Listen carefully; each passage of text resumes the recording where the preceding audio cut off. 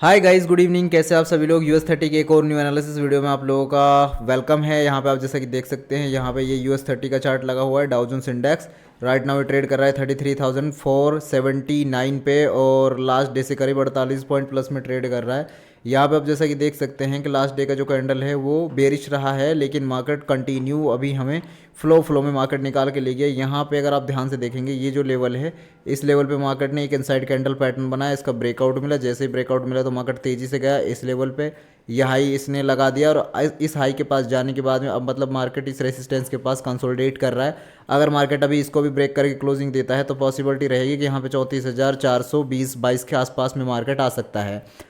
तो अब हम नज़र बना के रखेंगे कि यहाँ पे हमें इस लेवल के ऊपर क्लोजिंग देखने को मिले इसमें, यानी कि 33,500 के ऊपर ये हमें अगर क्लोजिंग देता है, 511 522 के ऊपर अगर क्लोजिंग देता है तो फिर ये हमें 34,500 तक लेके आ सकता है। तो इस पर हमें नज़र रखनी है बना के।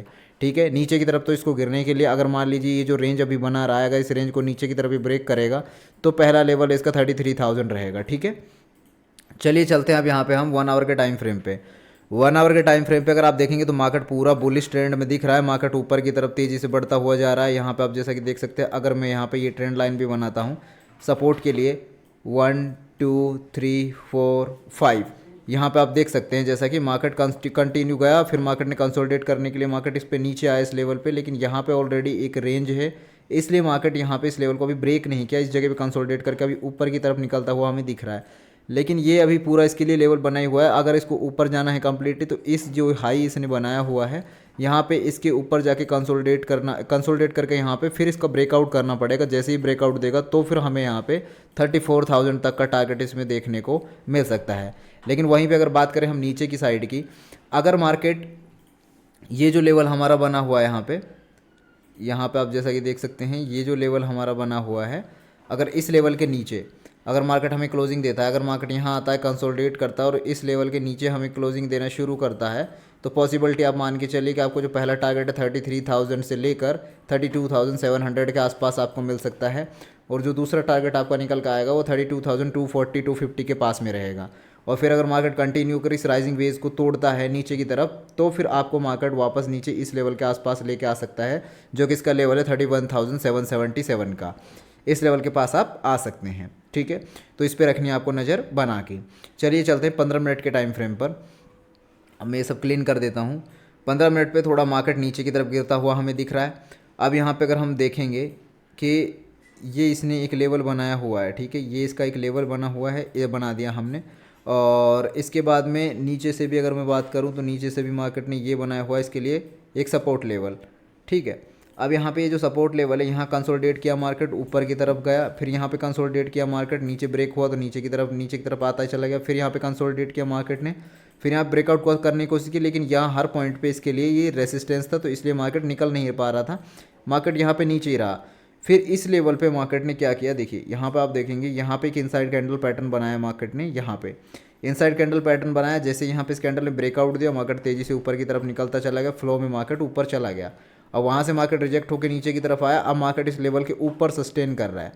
अगर मार्केट अब यहाँ पे कंटिन्यू कंसोलिडेट करता है और सस्टेन करने के बाद में अगर इस रेंज को तोड़ता है ऊपर की तरफ, तो पॉसिबिलिटी मान के चलिए कि जो पहला टारगेट आपका निकल के आएगा 560 के पास रहेगा, 33,560, और उसके बाद जो टारगेट निकल के आएगा वो टारगेट आता है आपका 33,680 का।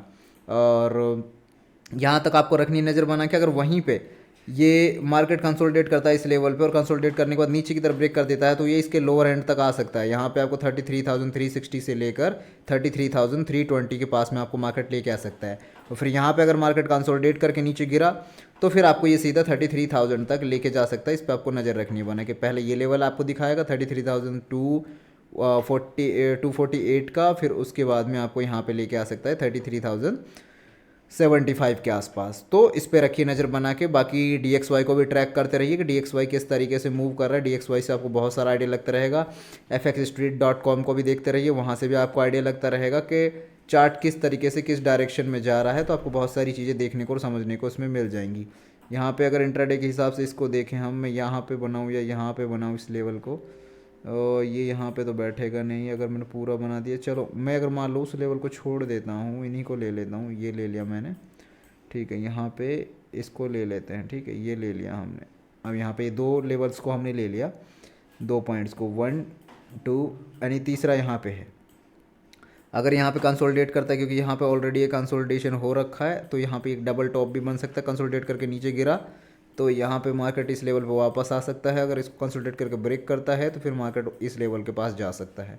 इस लेवल के पास अगर मार्केट गया तो फिर यहाँ पे हमें भारी गिरावट देखने को मिलेगी। US30 में भी, GBP/USD में भी और गोल्ड में भी, उनमें हमें गिरावट देखने को मिल सकती है। क्योंकि मार्केट जब यहाँ पर DXY बढ़ता है तो ये जो एसेट्स हैं ये नीचे की तरफ गिरते हैं, तो इनका एक कॉरिलेशन है। लेकिन उसको आपको सही से समझना पड़ेगा कि एक्यूरेसी कितनी है, कितना कॉरिलेशन है, कितना परसेंट कॉरिलेशन है। 80% है, 70% है, कुछ कुछ का तो 93% से लेकर 96%, 98% तक का भी कॉरिलेशन है। तो इन चीज़ों को सीखने समझने के लिए थोड़ा टाइम देना पड़ेगा। वीडियो को पूरा देखा करो, चीज़ें मैं बहुत सारी डीप बताता हूँ, हर एक लेवल को आपको बताता हूँ, मैं समझाता हूँ कि कहाँ पे कौन सी चीज़ें काम कर सकती है और कौन सी नहीं। ये ध्यान में रखना पड़ता है मार्केट को। देखो मार्केट है, मार्केट चलेगा अपने हिसाब से ही, बट हम जो प्रेडिक्शन करते हैं वो एक एक्सपीरियंस के बेस पे ही तो करते हैं कि हम जब मार्केट को देख रहे हैं तो एक एक्सपीरियंस होता जाता है time to time, time to time. आप देखते रहेंगे तो आपका भी एक एक्सपीरियंस बनता जाएगा इसको देखते देखते। तो चीज़ें करेंगी काम, बट उसको समझना पड़ेगा।